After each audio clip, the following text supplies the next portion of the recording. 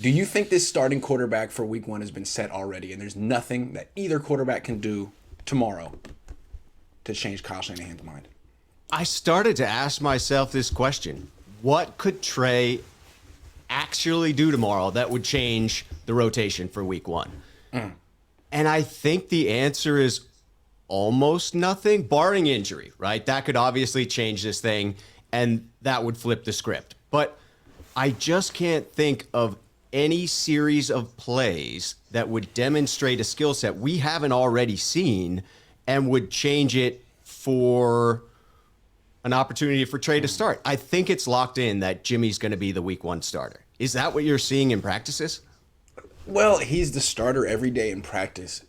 Look, I'm going to go ahead and disagree with you here. Maybe it's just because I have a really nice bottle of wine riding on the outcome of this, and I'm going QAnon to look for confirming evidence here. But I don't think it's set yet. Here's the way I read it.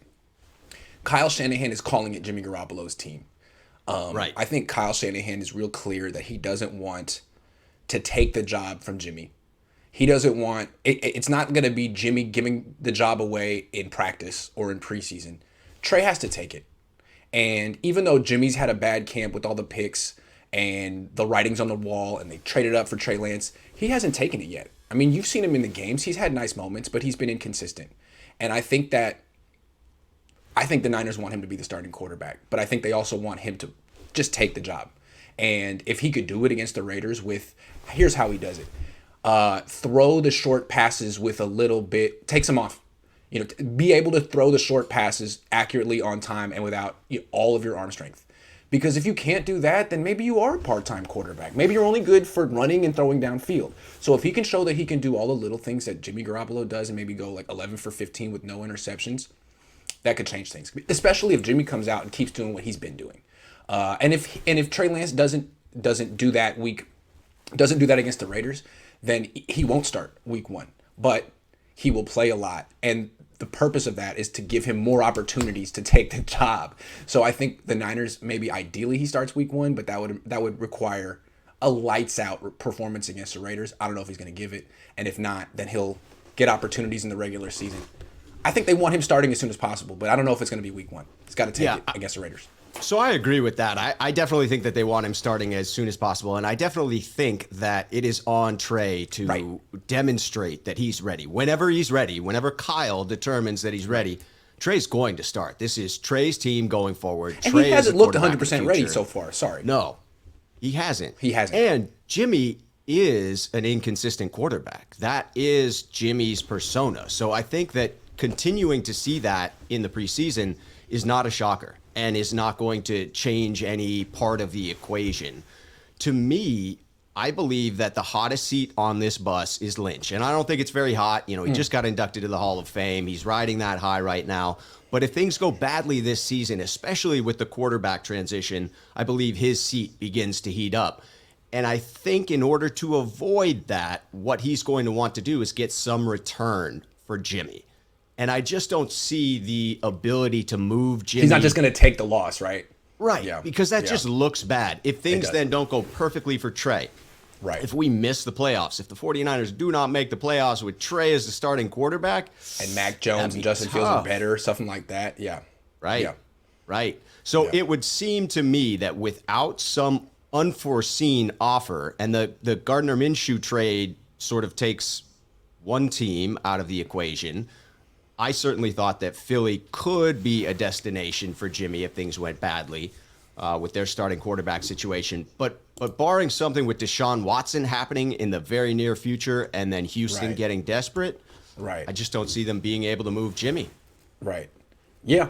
So we're going to talk about that in a minute, the likelihood of a trade. But yeah, I mean, I think most people feel like it's set. And I just feel like maybe it is, barring a really, really good performance from Trey. Maybe there's nothing Trey Lance can do in the preseason. Maybe because of what Jimmy Garoppolo's done in the regular season with this team, Trey Lance is going to have to not start week 1 and prove himself in the regular season. Maybe that's the real quarterback competition. Week 1 against Detroit. Maybe Kyle's like, look, we're going to win this game. If we start Jimmy, if we start Trey, if we play them both. So let's play them both and have finally an even playing field where they're playing against the same defense with the same players, Right. and I don't have to make the decision. Everyone will see it. The players will see it. The fans will see it. I'll see it. It'll be obvious, and it'll take the decision out of my hands. I think that's what most coaches want. You don't want to put yourself out there because then you could be wrong, and then you lose the locker room and the confidence of everyone. Right. And it just doesn't feel in the practices that Kyle really gave Trey a true shot Right. at the number one job. Right. That's the way I see it. It would be odd if the only attempt that he gave him was in this preseason game. You wouldn't have set Trey up for success. So weird to me too. It's like they didn't give him many reps with the starters. They started at the end. But it was like, what? Are you trying to not upset certain veterans on the team? Do some people feel like he doesn't deserve it because he's 21? But now you're making it a quarterback committee where both guys are going to play. So both guys need all kind of reps. So why was he only playing with the backups for so long? It doesn't seem... I just don't understand. I think what's happening is that there is a contingent. I don't know it for a fact, but I think there's a contingent on the team that really loves Jimmy and wants him to start. And you keep, like, Joe Staley came back and he said he now works for NBC Sports, and he said he was talking to people in the locker room who say Jimmy's having the best years. Like, what are you talking about? There is a contingent on this team that thinks Jimmy's killing it right now. Yeah. And he's not. And it's really weird. So, okay, fine. If those guys aren't going to be swayed by, reality in practice, then let's take it to the regular season and let everyone see it. And let, 3 people die on that hill. Yeah. That's it certainly seems like that's the last box that Trey has to check in order to propel himself into this position. It seems as if this weird mix of old school, no, the rookie can't have it right away, he's got to prove it, with the new school of the fact that Trey is this amazing weapon and you need to get him in there. It doesn't feel like a very cohesive plan to develop Trey to this point. Well, I agree, but think about that huddle, all right? The offensive huddle. I don't know who the defense wants to be, but the offensive huddle, you got a lot of guys in their late 20s and early 30s. Yeah. Same age as Jimmy Garoppolo. And they played with him for a long time, and they've won with him. And now you got Trey Lance in here, who's definitely more gifted, but he's 21. And it's not as I don't know. I don't know. I think it might be easy for a lot of those people to just be skeptical. Who is this kid? Is he really good enough? And anytime he says something wrong in the huddle, or his voice cracks, or he hears something wrong, it's like, well, see, he's not ready. I can see a little bit of that. Like, he needs to get the offensive huddle on his side. He does.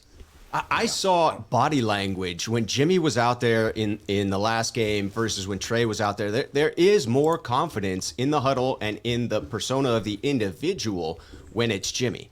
And when I look on the sideline and I see a little misstep by Trey and then a joking conversation between Debo and Jimmy, I do wonder if there's a little bit of that, there's the rookie in him, And so there may still be within the offense that feeling that Jimmy's still the guy. That's what I'm saying.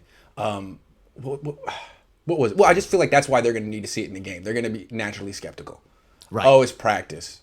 Oh, it's a preseason game. Let them feel what it's like to be down 10 at halftime against Detroit with Jimmy and his 50 quarterback rate. Let them feel what that's like, and then have the desperation of needing to win, wanting to win. I mean, a lot of people just gave Jimmy a straight up pass for last season because he was hurt. I don't know. I mean, He went up to Seattle last year and played some of the worst football I've ever seen him play. That was his last performance. And then to me, it's carried over into this training camp and preseason, even though he's healthy. So I'm really curious to see what he does, even if he does start week 1. Like, if he does play really well, then it would be like him flipping a switch, because it hasn't been there yet. And I don't think he's been the kind of guy who flips a switch. I mean, historically, week 1, he struggles. He needs to kind of build some confidence. Yeah, I mean, week 1 for him, I remember flying out big hopes for that Minnesota season opener in Minnesota, and it just wasn't there, right? I mean, he has historically struggled in that week 1. If that happens this year, the clamoring for Trey is going to be through the roof. Against Detroit, that could be brutal. But if you were really trying to give Trey a chance to win the job for week 1, you might not hamstring him and take away what he does best, which are his legs. If it were really a QB competition, then you probably would have set aside the idea of, well, we don't want people to get tape on Trey, and actually allow him to shine and win that job. Yeah, good point. Last thing I want to say, when these guys on offense talk about Jimmy, and you like the Jimmy guys on the team, and you say, well, what makes Jimmy so good? Like in your opinion, why do you think he's so much better than this? What do you point to as your evidence that Jimmy's having a great camp? They're like, oh, his command is just off the charts. And I'm like, what does that freaking mean? But I think what it means is the way he acts in the huddle. You know, Yeah. it's like it seems so like small and insignificant, but to them it's not. And for some reason, Trey's gonna have to make up this command gap and come in there like act like he owns the place. I think that's what they kind of. One thing about Nick Mullins back in the day is he came in with a very, hey guys, I know what I'm doing, even though I've been on the practice squad and I'm 23. And people were like, man, that's why they called him BDN, right? It's like, who does this guy think he is? Wow, he really has command. And I don't know if Trey's being deferential or if he's he's just young, but it's like, dude, that's your team now. Let him know. Take it over. Let him, because I think they'll respect it. That's what I'm saying. Yeah. Exert Someone some back talks you, confidence. send him to the bench. Send him to the principal. No back talk. You're the quarterback. Sass. No sass.